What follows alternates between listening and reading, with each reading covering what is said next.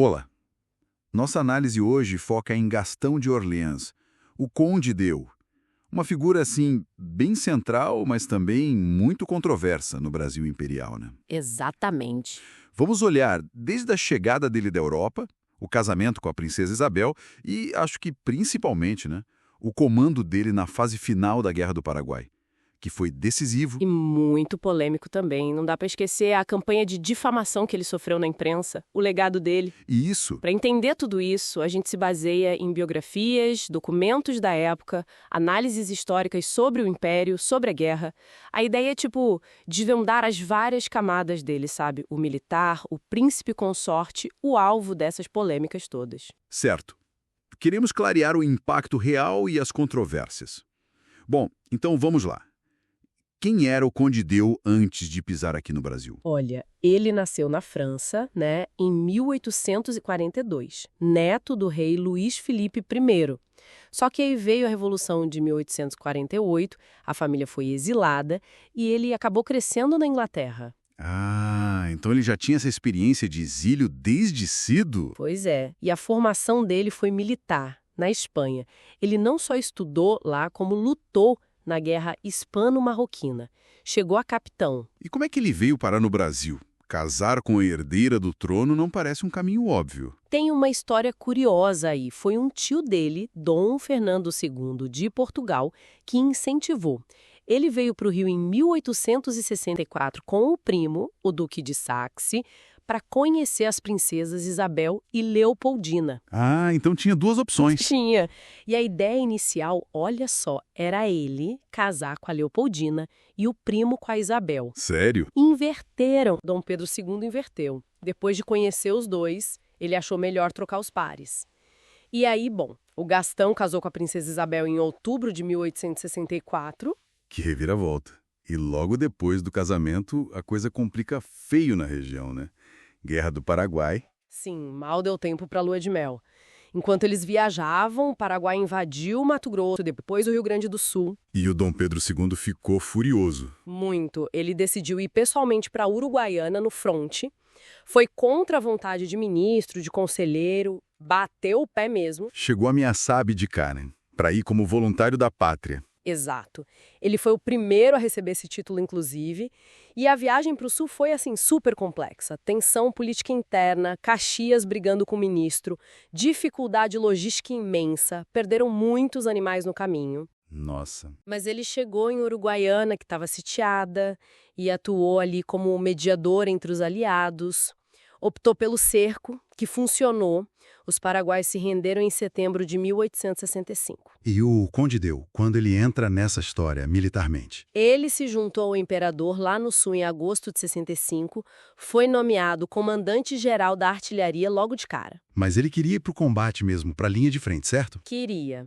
Só que os pedidos dele foram negados no começo. O Conselho de Estado, que era um órgão importante de aconselhamento do imperador, ficou meio receoso. Receoso de quê? Das implicações políticas. Isso. Imagina o príncipe consorte, marido da herdeira, no meio da batalha. E ainda por cima teria que se subordinar a um comandante argentino no início da aliança, era delicada. Entendi. E quando ele finalmente assumiu o comando geral? Só bem depois, em março de 1869, foi quando Caxias pediu demissão. Aí sim, ele assumiu o comando em chefe das forças aliadas. E como foi essa atuação dele no comando? Porque essa é a parte que gera mais debate, né? Totalmente. No começo, ele até estava um pouco relutante, sabia? Achava que a guerra naquele ponto já era mais uma perseguição ao Solano Lopes do que algo necessário estrategicamente. Mas a nomeação dele deu um gás novo, animou a opinião pública aqui no Brasil. Ele chegou, reorganizou as tropas, tentou impor mais disciplina, teve até oficial demitido por acusação de saque. Ele parece ter levado a sério essa reorganização. Sim. E no campo de batalha, ele não ficou só no planejamento. Usou táticas diferentes, esteve presente em combates bem pesados, como a Batalha de Acosta Nil, que foi terrível, muito sangrenta. Mas aí vem as controvérsias. O episódio de Piribebui, por exemplo. O que aconteceu lá? Pois é, Piribebui foi uma batalha dura. E depois dela, o general Mena Barreto, um nome importante, morreu. Dizem que morreu tentando salvar a vida do próprio conde. Nossa! E aí, como reação ou retaliação, o conde ordenou a degola de oficiais paraguaios que tinham se rendido. Foi um ato considerado muito brutal, mesmo para a época. Pesado. Mas, por outro lado, teve a questão da abolição no Paraguai, né? Isso partiu dele. Partiu dele, sim. Em 1869, por iniciativa do Conde Deu, foi decretado o fim da escravidão no Paraguai, um ponto que às vezes é meio esquecido ou minimizado pelos críticos. Qual o impacto disso? Era mais simbólico. Tinha um peso simbólico e político grande, né? Pensa, o comandante das tropas de um país que ainda tinha escravidão, como o Brasil, promovendo a abolição no país vizinho. É um contraste forte. Exatamente. Embora, claro, os críticos na época dissessem que o número de escravos no Paraguai já era baixo, então não era um grande feito. Mas o gesto foi significativo. E como terminou o comando dele?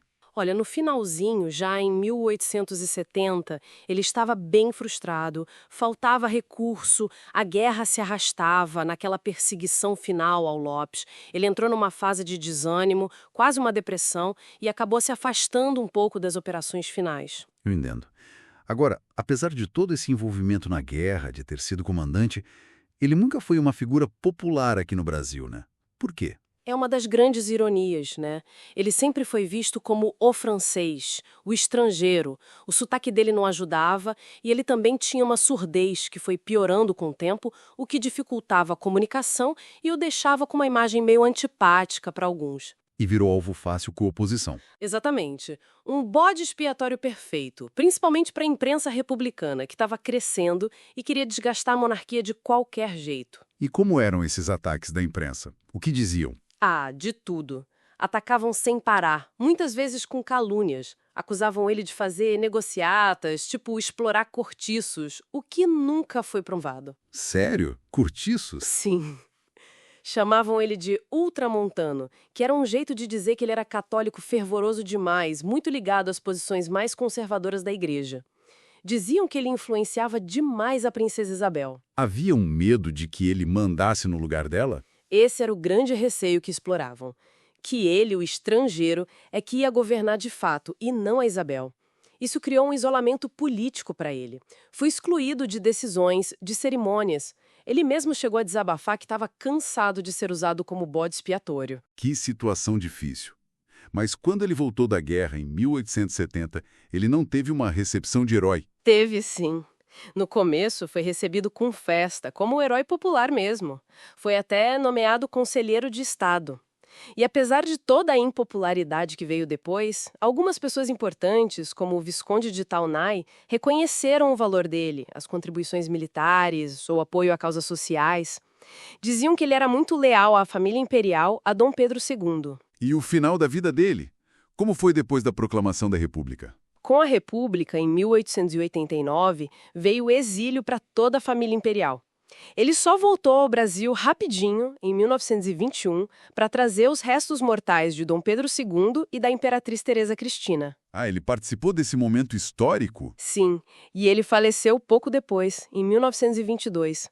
Curiosamente, a bordo de um navio, uma Cília, quando estava vindo para as comemorações do centenário da independência do Brasil. Que ironia do destino.